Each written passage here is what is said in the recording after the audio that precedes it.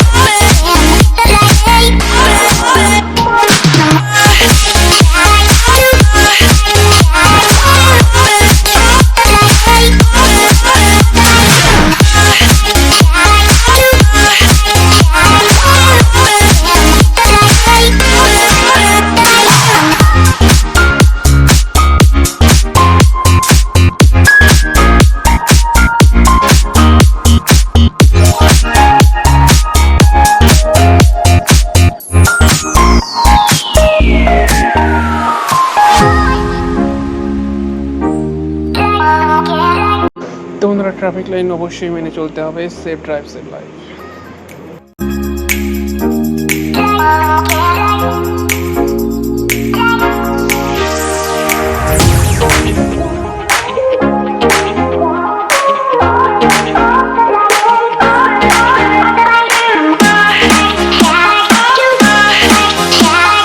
তো বন্ধুরা ফাইনালি চলে এসেছি এখন মুম্বাই এয়ারপোর্ট।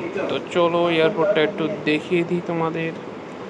দেখতেই পাচ্ছ মুখের অবস্থা কি হয়েছে, খুবই গরমে একদম মুখের অবস্থা তেশমানা হয়ে গেছে। তো দেখতেই পাচ্ছ এটা হচ্ছে মুম্বাই এয়ারপোর্টের ডিপার্চার গেট 1 ইন্ডিগো এয়ারলাইন। এখানে শুধুমাত্র ইন্ডিগো এয়ারলাইনে যারা ইন্ডিগোতে যাবে তারাই যাবে, কিন্তু আমার তো ইন্ডিগো না, আমার হচ্ছে আকাশ এয়ার। তো এবার যাচ্ছি আকাশ এয়ারে। ওই দেখো পড়ে গেল একটা ইন্ডিগো এয়ারপ্লেন। দেখানোর চেষ্টা করেছি।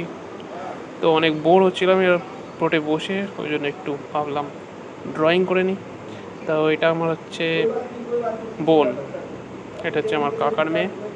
তো খুবই কিউট, তাই ভাবলাম যে এয়ারপোর্টে বসে একটু ড্রয়িংই করা যাক। তো আমার ফ্লাইটও ছিল অনেক দেরিতে, তাই ড্রয়িংটা করলাম।